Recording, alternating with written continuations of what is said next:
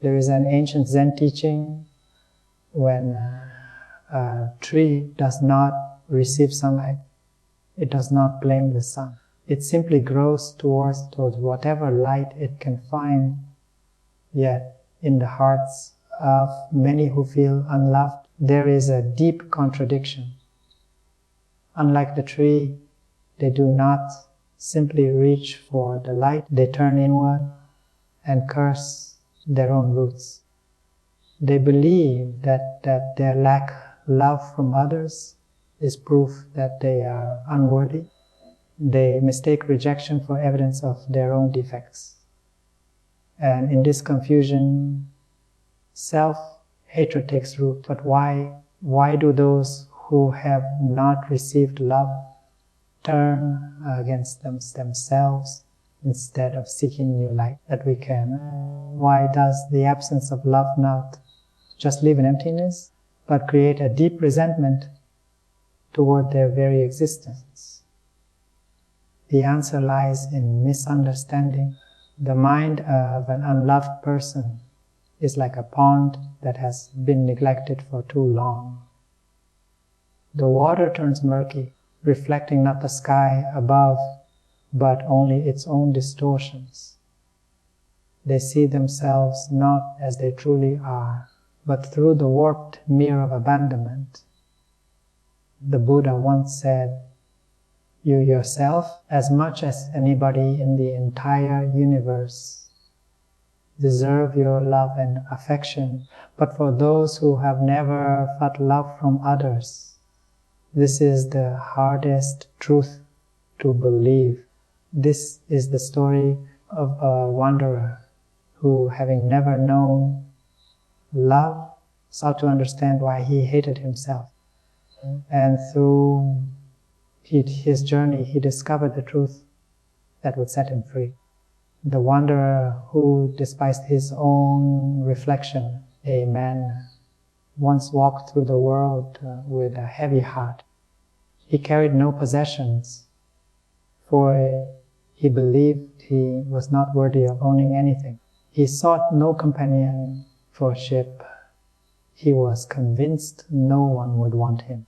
And he never looked into still water, for he feared what he might see.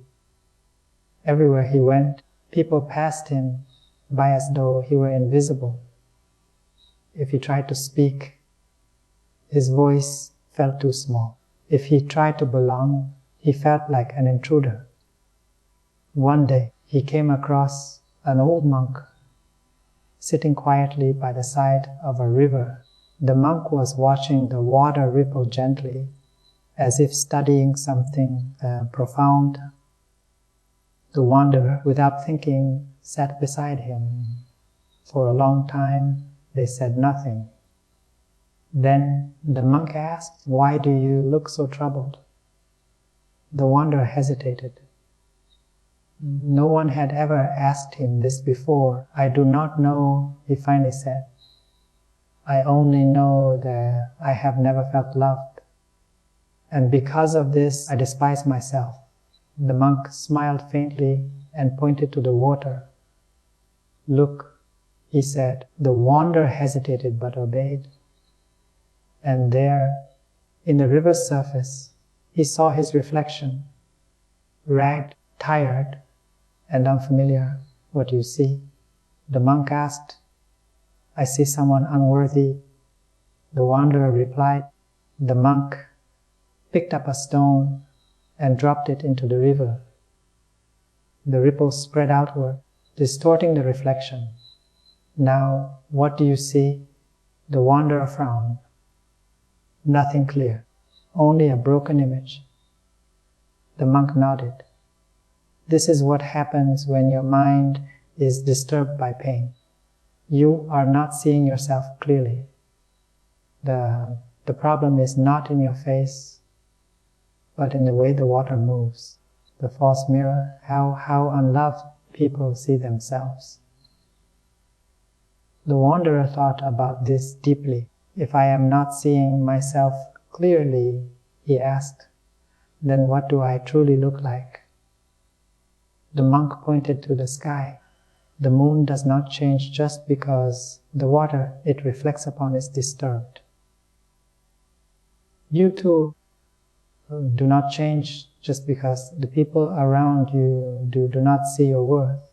The wanderer felt something stir within him. Then why do I feel so unloved?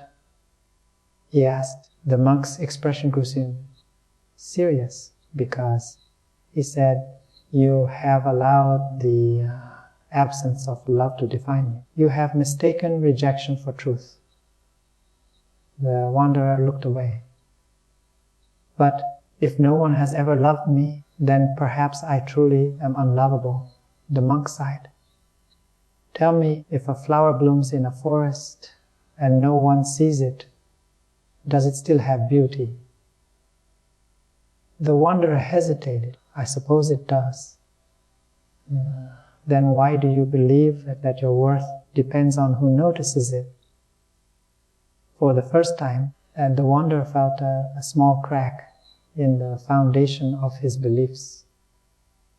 The chains of the past, breaking free from self-hatred, the monk stood up and motioned for the wanderer to follow him. They walked together until they reached a great tree. Its bark was scarred and its branches were twisted. Yet despite its gnarled form, it stood tall and strong. This tree has been through storms, the monk said. It has been struck by lightning. Its branches have been broken. Do you think it should hate itself for these wounds? The wanderer shook his head. No, it simply grew that way. The monk nodded. And yet, when you look at your own wounds, you blame yourself. Why do you show more compassion to a tree than to your own heart? The wanderer had no answer. For years, he had believed his pain was proof of his unworthiness. But now he was beginning to see, perhaps his pain was simply a result of life's storms. And storms do not make a tree less worthy of standing tall. The truth that sets one free. That night, the wanderer sat alone beneath the tree. He thought of all the times he had hated himself, all the moments he wished he was someone else. He realized now that his suffering had come not from being unloved, but from believing that this made him unworthy. Suddenly, a great peace washed over him. He did not need to be loved by others to exist. He did not need validation to be whole. Like the tree, he could stand tall despite his scars for the first time. He did not feel hatred toward himself. He felt free. The power of self-love. The next morning, the monk found the wanderer smiling. You have found something, haven't you? The monk asked. The wanderer nodded. I have spent my life searching for love from others, but I see now that love was never missing, and it only misplaced. It was only misplaced. I was waiting for others to give me something that I should have given myself. The monk smiled. Then you have learned the greatest lesson.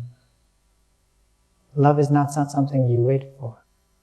It is something you cultivate within. The moment you stop seeking love from others and start nourishing it within yourself, you will never feel unloved again. The wanderer took a deep breath and for the first time felt light. He understood now his worth was never dependent on the love of others. It was always within him, and with that he walked away not as a man seeking love, but as one who had already found it within himself, unraveling the illusion of unworthiness. The story, the wanderer reveals a fundamental truth. Self hatred does not arise from the absence of love, but from the misunderstanding of what love truly is. Many people who feel unloved believe that they are inherently broken, as if love is something given only to those who deserve it. But love is not a currency that must be earned. It is a state of being that must be cultivated within. In Zen and Buddhist philosophy, there is a saying, the moon is always whole, even if the clouds hide its light. A person who feels unloved is like the moon obscured by clouds. They believe they are incomplete because they cannot see their own light. But the truth is, their worth has never been diminished. Only their perception has been clouded. Why do unloved people hate themselves? Let us deeply examine this question. What makes a person turn against themselves? Why does the pain of rejection transform into self-loathing rather than mere sadness? The answer lies in attachment.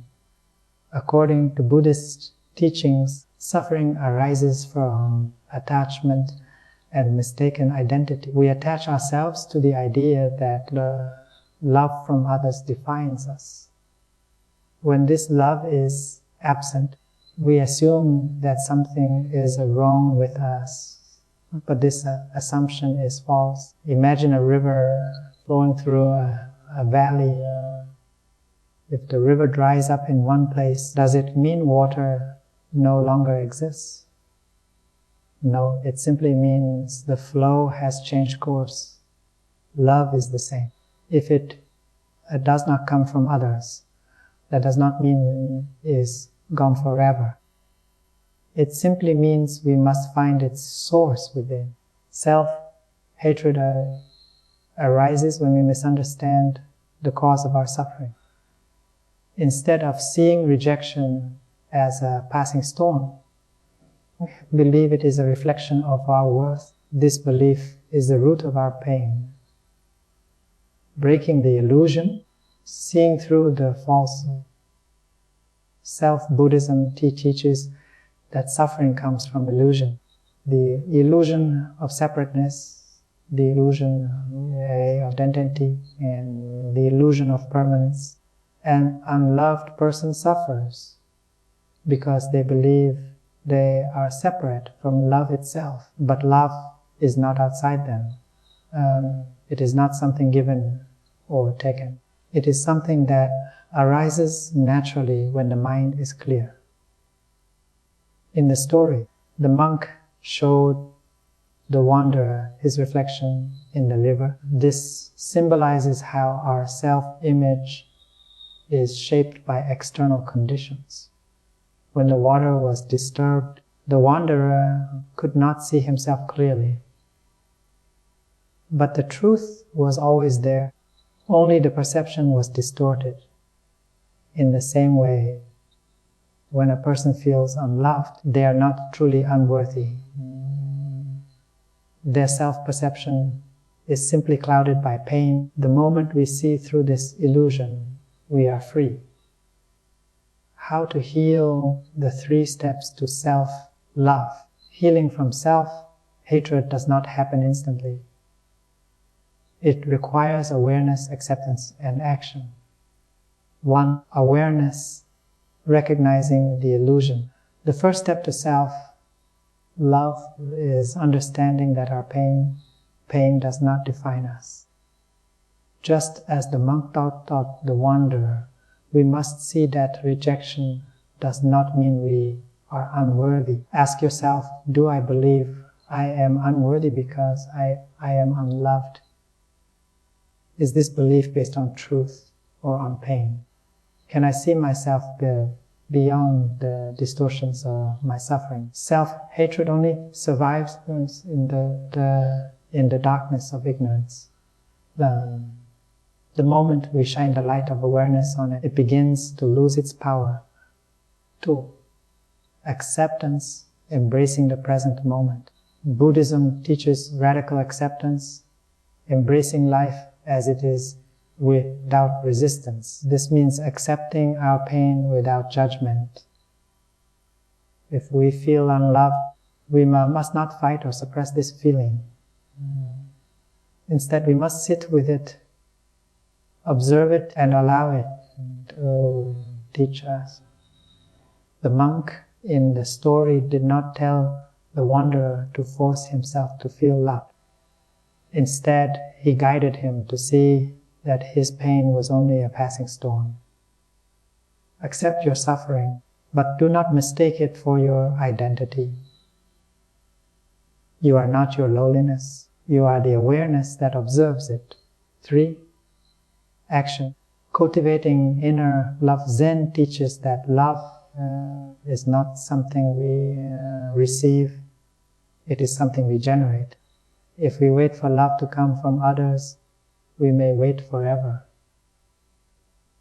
But if we cultivate love within, it will always be with us. How do we do this? Practice self-compassion. Speak to yourself with kindness, as you would to a friend. Engage in mindfulness. Notice the beauty around you and let yourself be present with life. Give love freely. The best way to feel love is to express it through kindness, gratitude, and generosity. Love is like a flame. It does not disappear when shared. It only grows brighter. The ultimate realization: you were never unloved. After his journey, the wanderer realized a profound truth. He was never truly unloved.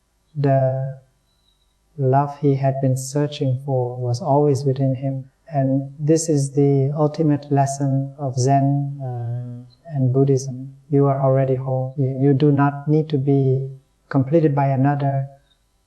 If you feel unloved, do not search for validation outside yourself. Look within. The love you seek is not missing. It is only waiting to be discovered. When you finally see this truth, self-hatred dissolves like mist in the morning sun. And in that moment, you will be free. Thanks for watching. Hope you enjoyed this video. Don't forget to subscribe to my channel for more content like this. Just click the subscribe button below and hit the notification bell so you never miss an update. Also feel free to leave a comment and let me know what you'd like to see next. See you in the next video.